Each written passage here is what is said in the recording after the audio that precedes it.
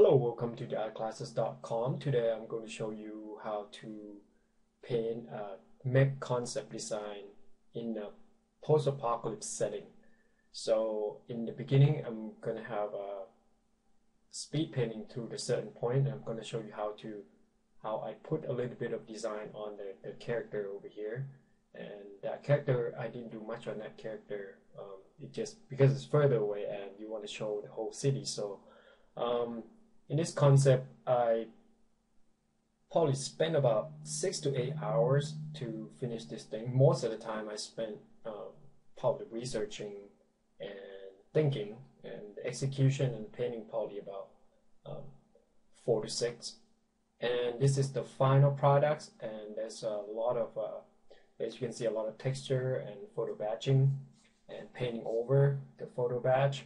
So I would not recommend you to start doing photo batch unless you can paint a complete scene before you start doing that, and you have to have a knowledge of perspective.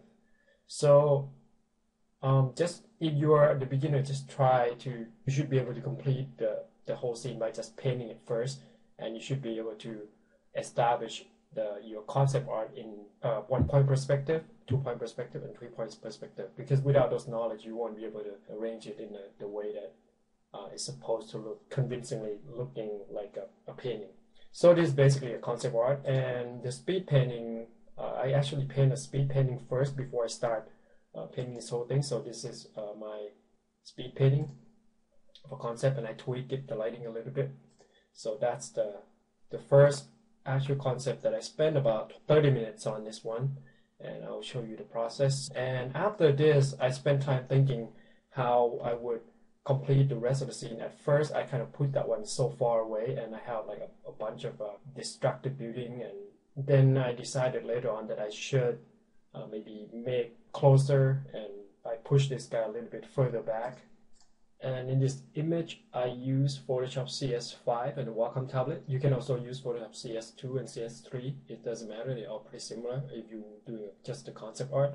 There's no 3D model involved. They're all some photo composite and a lot of paint over. If you never watched my video before, I recommend that you go watch the video. I'll have the link up there. And then you can go watch the beginning video tutorial or the easier one. This one's a little bit more intermediate. Also subscribe. And if you want a high res of this picture, under the video, I'll have a link to a bunch of blog posts that have a step-by-step image, and go and take a look. Hundreds of written tutorial for just Photoshop. All right, well, let's get started. So I start off with dark gray, pretty much medium to dark, and I have like a pretty grayish, bluish tone in mind of the color scheme.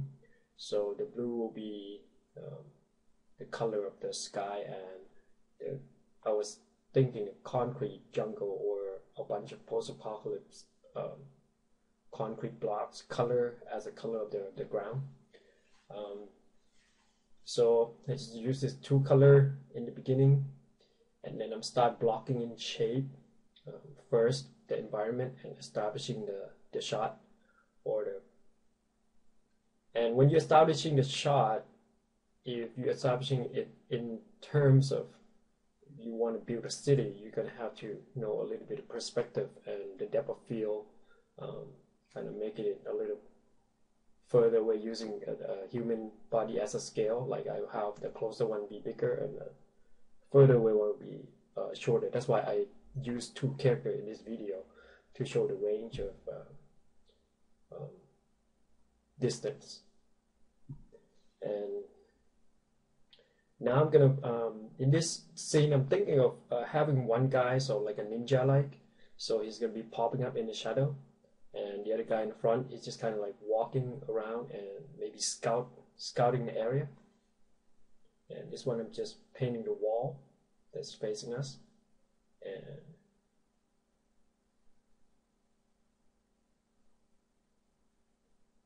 And in the beginning, I was thinking 2-point perspective. If you look at it, the walls kind of have this width that facing to the right side. So that's the horizontal lines is right a little below the middle horizontal line. So right there, when the dark lines a little above the dark line, like in between the mid wall. So the horizontal line is kind of just slightly a little bit below the midway, like right around here. And this perspective going that way, and the other perspective, which is this wall, is going this way. So it's 2-point perspective. So now I'm just trying to establish the scene, basically. I'm having this guy walking forward. So when I start, I basically, in the final result, I flip the canvas because I thought that would make it better, because most of the people in the West, they read from left to right, and it's probably be better if you see the little guy first and then see the big guy later. So in the end, I decided to flip the canvas so you can kind of your eyes traveling around to see more stuff in the image first before you see the big guy. Because like when if I started this way and you look from left to right, then you see this guy and you kind of your eyes probably gonna stop and not looking, passing through everywhere. So this composition, my composition skills still kind of not super duper. So it takes me a while, especially within 30 minutes. It's kind of a lot to think, and especially when I have to think about perspective too. So now that wall, the light is coming from the sideway, so it's casting the light from that left wall, that casting onto the ground. And I was thinking like that one has a corner in there, so that's gonna be the guy that's standing in the corner. And this is the foreground concrete wall that are broken up.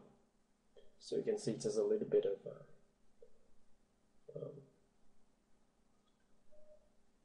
the partial wall and some crack and some width to go along with it. And try to establish the form.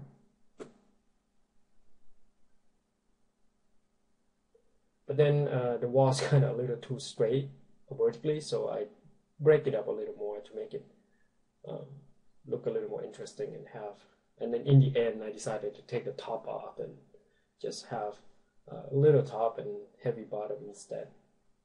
And now you can see metal rods coming out of the concrete. Yeah, it's a little bit of highlight there.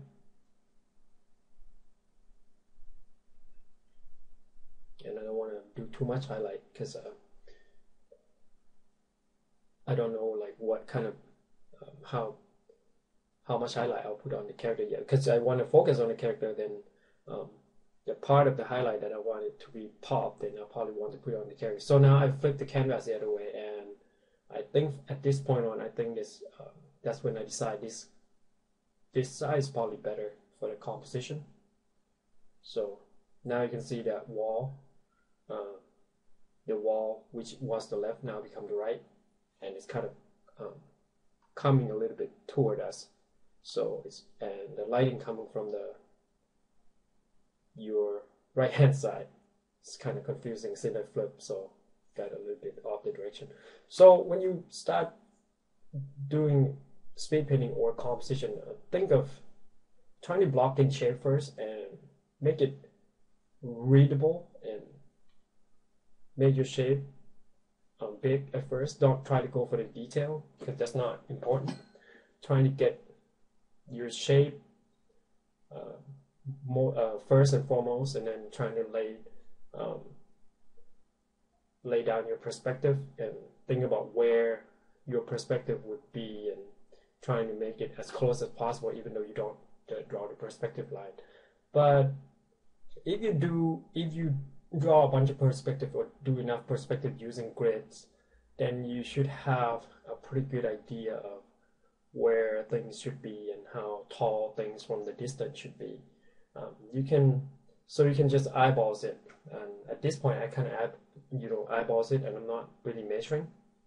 And in the end, you should try to measure to get a pretty good idea where the perspective is, whether it's correct. And most of the time, you don't have to be 100% accurate, but I would recommend that it's better to, if you just starting out, then you should make it super accurate, because sometimes your eyes can fool you, so you can draw the grid in the end and trying to measure everything. Now I'm trying to paint his mask. And if you're doing mech and you don't design a lot of them, I would recommend, go look at a bunch of mech design and buy some useful book. And you can use those reference and try to implement it into your design. And try not to, copy something unless you're doing a fan art, then that's legit. But most of the artists are influencing each other, so when you look at some of the design, you can use the design language to influence your own design. So basically in the speed painting, you just want the essence of the whole image. Like you want to establish the base that you're going to paint. Sometimes I do it successfully, and sometimes I didn't do it quite well. And this one, the end result of the speed painting is not quite there, but I can see, that I can see the potential that it could be slightly better or a lot better if I take it up, to more detail, and the end result is what you saw in the beginning. So it wasn't that bad. And sometimes my speed painting are just pretty bland. And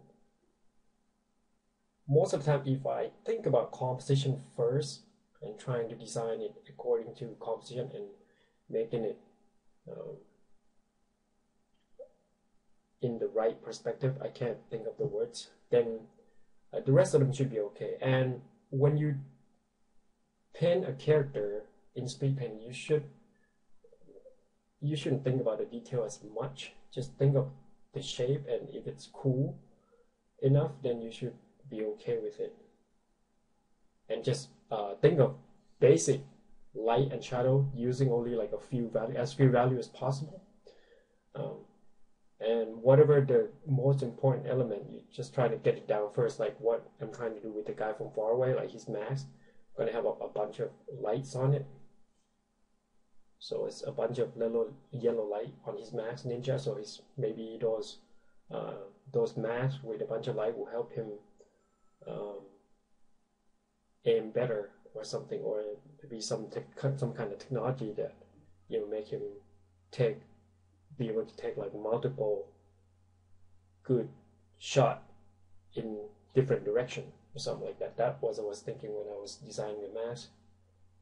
And the guy in the front is probably just some kind of a typical commando guy, or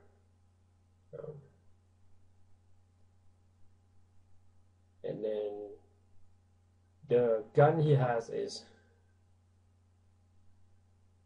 the guy in the back has a gun. It's probably some sort of a magnetic gun, or it could be gravity gun. I don't know. Something that is quite different than the usual gun that you shoot the bullet out. It's probably a gravity gun or something that can shoot and make your body blew away or something. And the guy in the front is pretty much a typical kind of dude.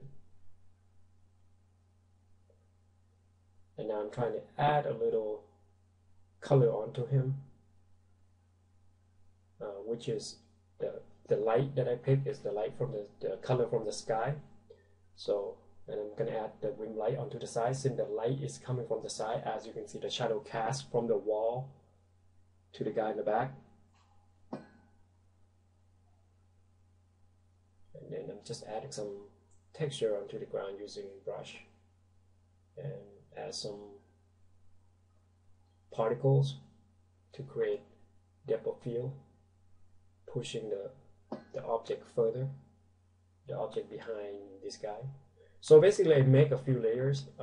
The first layer is probably the layer that you see the foreground of the broken wall in the front, with the metal rod coming out, and the other one is this guy that I'm painting right now is on another layer. And usually if I paint a light on him, I don't make a layer on top. I'll just paint onto himself, because this is a speed painting. I want it quick. But sometimes if I'm not sure where am I going to put things, then I'll make another layer on top of him to just kind of guessing the light so I can take it out if I don't want it. If I'm not sure where the light source is going to be, whether it's going to be right or not. And his design is still pretty generic, so I'm just pushing his torso or the coat armor and shoulder armor. Those are pretty big things, because that's what you're gonna that is what helmet, shoulder, and the vest, that is the part that's visible the most right now. So I'm just gonna focus on that and his gun basically. And the time I have is 30 minutes, so I limit myself into the time, and according to the rule of the speed paint group that I joined on Facebook. Some group has like 50 to 45 minutes. It depends on whatever group you join, and they have all kind of different rules. And now I'm just adding some more smoke. Maybe the smoke come from the guy. Maybe I was thinking like the guy in the back has some kind of transportation that he just pop up using smoke, and he can use this kind of smoke cloud, and he can pop up everywhere like ninja. But he used technology to do that, like moving him from place to place. So that was what I was thinking. He always like showing up in shadow, so his enemy wouldn't see him. And I'm using dodge to dodge the background a little bit. And I'm adding a little bit more highlight onto this guy in the front. And I'm trying to pretty much finish up the speed painting here, adding a little more detail to the helmet. Not a lot. And this video is, if you don't know, is times 2, so it's gonna be about 15 minutes long. But it should be enough for you to see what I do over here. And I just add slightly a little bit of hint of detail onto the armor, just so I know what I'll be doing next, because I didn't have the initial design to begin with.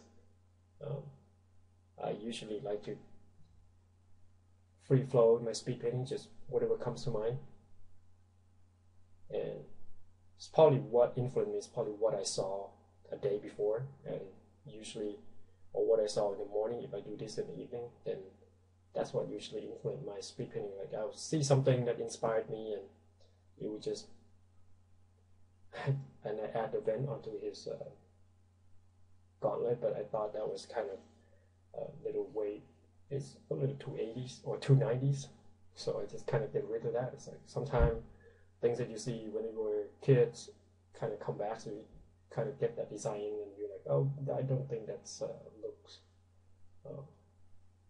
looks right at the moment, so I get rid of that.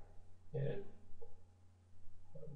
your design language as the whole body armor has to be consistent, and you can use repeated shape from the helmet to the shoulder and to the leggings or to the gauntlet.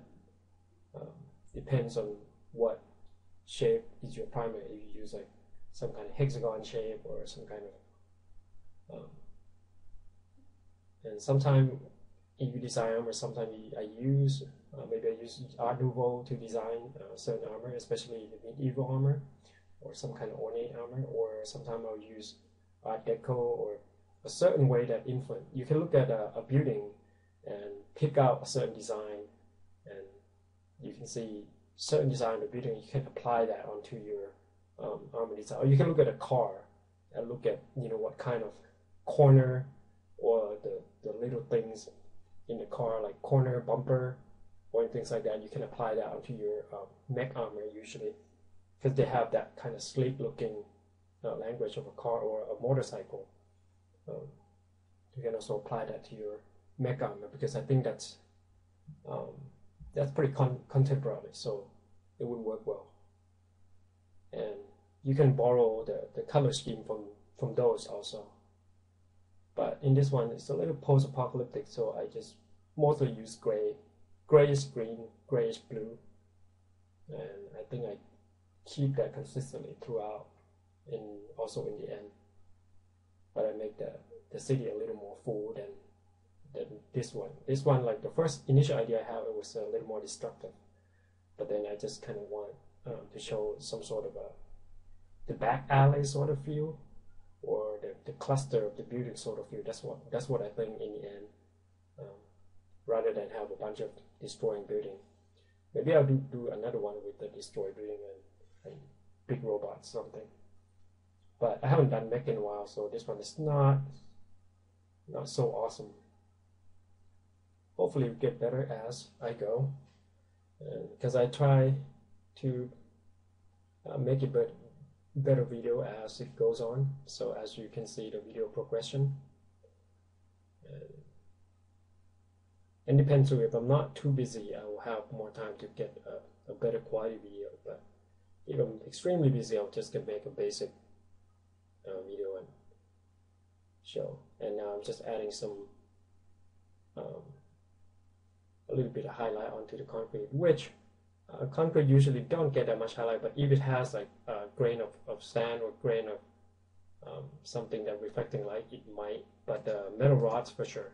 So yeah, here it is, the speed painting. And a lot of you has a question like, how come I don't zoom in a lot? Most of the time when I do speed painting, I usually just keep it at a distance. And I've seen some master painter, they even zoom out a little more than I do. So I guess this is pretty normal when you're trying to. It's kind of like, because I'm thinking speed painting is more like a little more than a comp. So it's basically a comp. So, and if you get your comp right, then you can always flesh it out. But for the most part, you want to get your shape got to be right, your idea got to come through, and your value got to be got to get as close as much as you can value-wise. So, okay, let's move on to the next step. So from the video, you see the establishing shot, like with the guy and all this building, and this is pretty similar. The initial thought I have is a two-point perspective, which one's going this way, and this is the line corner, and the other wall's going this way up. And then I cleaned up a little and changed the mood because it's a little too cool, so I adding some warmer light using color balance. And you can just go to image and do color balance after you merge everything down. So it has a little more punch to it, I think, because it doesn't look it just doesn't look a little dead. So I decided to add more warm hue to it, and used to have the warm light of the sky, which is sort of blue-green. And I think it's, as the object get closer, I want it to be a little warmer, and that shadow should get a little warmer. I think the warm hues kind of helps. And after that, I try to make it adjusting the perspective. So I changed it to 1 point perspective, but as you can see, this line is probably from 2 point, and I changed it to 1 point, which is going, the horizontal line is there, and the vanishing point is probably around there somewhere, and I have another line of building is coming off here, So, and this one I use photo texture, so I just kind of adding a photo texture along to the perspective line, and I resizing the two dudes to fit, and I changed his pose to be a little more relaxed, kind of walking with his gun down. I take a look at a lot of reference, and I see a bunch of soldiers walking, and they put their gun down rather than they're pulling it up, so they can kind of like walking and strolling through the street. So it's probably a lot better if he carried the gun this way, probably not that heavy, rather than like holding it up the whole time.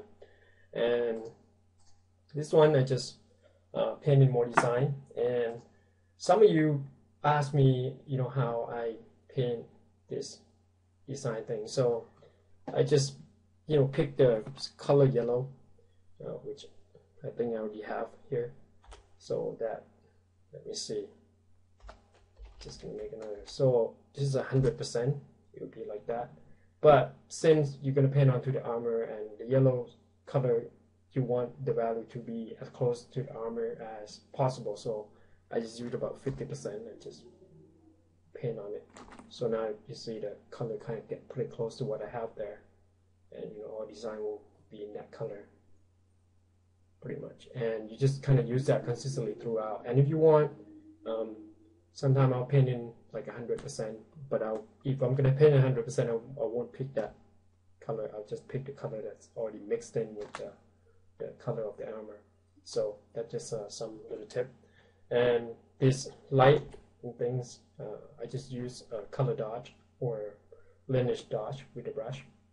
And the design, you're going to have to, sometime I don't have the design to begin with, so I just have a sketchbook right next to me when I draw it on the computer. So I just sketch out something and work it out and look at a bunch of reference and see, what kind of military gear, like, they have some pouch here and then some holder for the guns right around the thigh. So look at the different source of reference and look different source of design and just kind of add that. And then the ground is pretty empty, so I add some texture onto the ground and some little what do you call that, the sidewalk, not really, but it's kind of lifting up the level of the floor onto the other building a little bit more.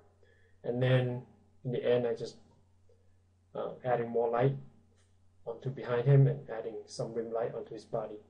And yeah, so this is pretty much it, and I hope this tutorial is somehow helpful to you guys. Yeah, subscribe to my channel. I also have a premium video tutorial. You can go download it on my website. It costs you a few bucks. Also, if you are interested in private lesson or mentorship, then also just the link up there, so you can contact me and I can teach you how to paint. Anyways, stay tuned. There'll be more tutorial coming up in the end. Alright, I hope you enjoyed the tutorial. Have a wonderful day. Bye-bye.